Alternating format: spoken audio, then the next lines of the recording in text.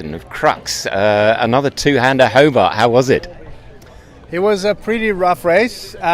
We had obviously a very quick one as well. Our families were meant to arrive here to meet us, obviously, but we got here before they did. It was full on, mainly because we had about 6 watches on the second night, where we couldn't use the auto helm. We had to self-steer. Just because it was too rough? The sea state was gigantic, and there were 3 different swells. And when all these 3 swells met, all the boat got completely out of control, which meant we had to hand steer the whole time. Which means if one was asleep, the other one spin to the cockpit. No toilet breaks, no snack breaks, no drink breaks, and so after that, on day 3, we're absolutely exhausted. And hopefully, luckily, the conditions on day 3 were much better. That allowed us to catch up with sleep, So yeah, that was. And I just heard you, Peter, talking to the guys on Azzurro and comparing notes there and talking about rooster tails. Yes, it was. Is it possible for an SNS 34 to do rooster tails? Oh yeah. Yes, it is. I saw it. It was higher than the transom, and lapping back into the cockpit, and Carlos, massive grin on his face, pulling the best speed record he ever has. So what was that, Carlos? 16.4. Oh, jeez, man, that's epic. Yes. Yeah, it was. Well, not as epic as these guys. They actually got over 20 apparently. Yeah. There's no proof of that yet, but we'll talk about that. Yeah, so pretty full on. Oh, yes, it was, but it was also a lot of good fun. The boat handles it really well, so a lot goes to the boat itself to be able to actually do that. Yeah. And Carlos, we were just talking just now because you confused the hell out of us. We were up in the air shooting. Everybody else has got their spinnakers off going, and we're coming to the back of the fleet to pick up Currawong and others. Everybody else has got their spinnakers heading south, and there you are, full main, full jib, going as hard as you can going north. Tell us what happened. Oh, that's so embarrassing. We basically assumed a wrong starting line, completely our mistake, rookie mistake. We should have started line 3. We started line 4. Therefore, we assumed the incorrect marks that we had to go around outside the harbour. We had a quick discussion with Azzurro over the radio. Yeah, so your competition actually assisted you here. They did. They said we were going to get disqualified if we didn't do the right thing. So we thought, okay, hang on, we better pay attention to this. But then I got on the radio with them and said, look, we started line 4. Marks are, this and this. And, okay, we started line 3. And I went, okay, why would they put 2 SNS 34 in different starting lines? And then suddenly shiver comes down my spine. Oh my God, we started probably in the wrong line. So we checked the notes. Yes, we started the wrong line. Oh my God. How do we fix this? Okay, we crossed the line 3 after starting at line 4, so that fixed itself. So we just need to go back now and round the right mark. So we called JBW, race control, and they said, okay, this is what happened. We are going back as fast as we can, obviously, to go around the right mark. And they left it for you? They left it out there for us, which was pretty good, because we could see all the other marks were gone, then they left that one, which was, thank you for that. That was really good.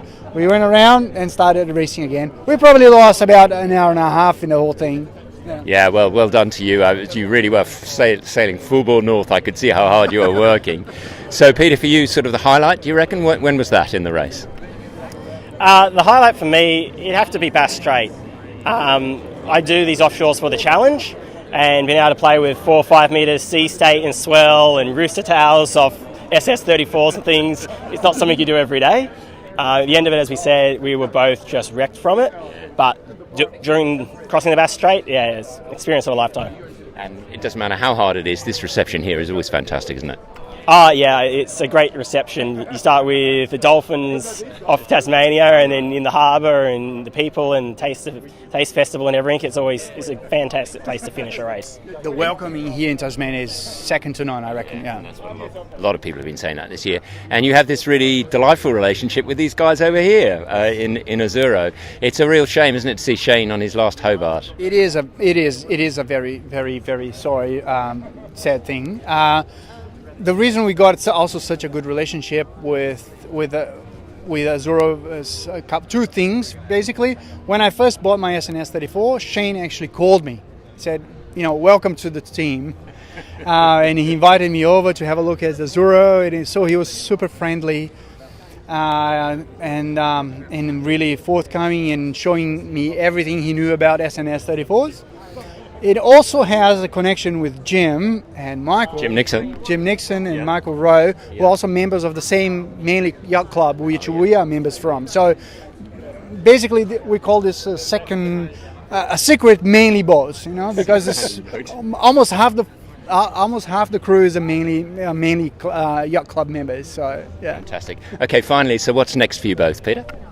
Not sure. Last year we said we probably wouldn't do another one, and here we are. So we'll give it a few months and we'll see what happens. Okay, well done to you both. Lovely to see you here. Thanks very much. Thank you. Thanks.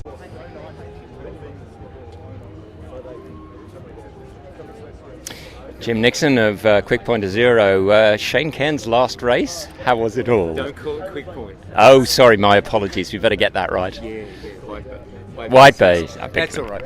It's it was a great race for us. Like we did everything right. Once again, we parked under Cape Rowell. It's unbelievable that we just can't get round that headland without stopping.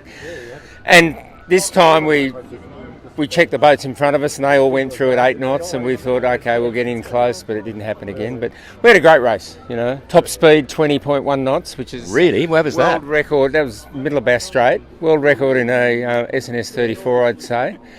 And yeah, everything went well. We didn't damage many things. We didn't damage anything really. And the crew, fabulous as usual, and perfect race for us. We did as good as we could. And now we just got to wait and see if Maluka's going to pip us for IRC, so hopefully the river will do to Maluka what it normally does to us.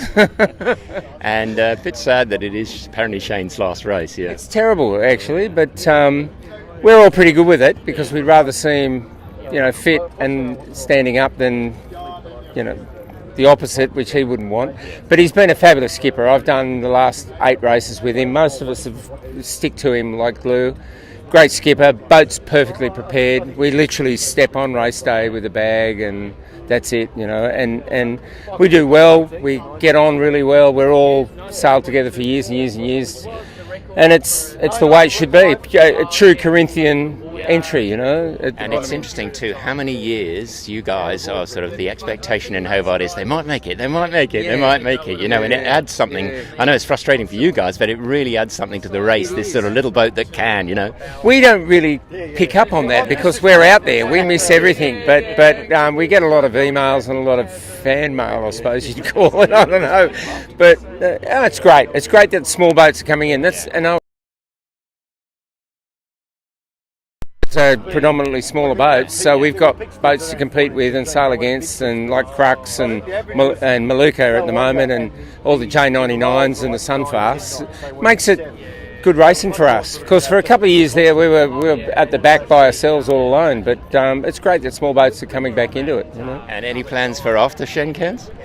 Well, the good plan here is there's one of the guys on the boat. He's not here at the moment, but he's restored a boat called Impeccable that we all sailed on years and years ago. So watch this space. Is that the old IOR Impeccable? IOR Impeccable, and she's like, this boat's come second a lot of times coming to Hobart, and he's spent the last 2.5 years putting it all together, so you never know, we might be back next year on Impeccable. Well, that'd be wonderful, and a huge thank you to you guys. I know Shane sort of does an awful lot of the front, Jim, and then you tell the truth afterwards. Yeah, I tell you the truth. It's not all about Shane. It's not all about Shane.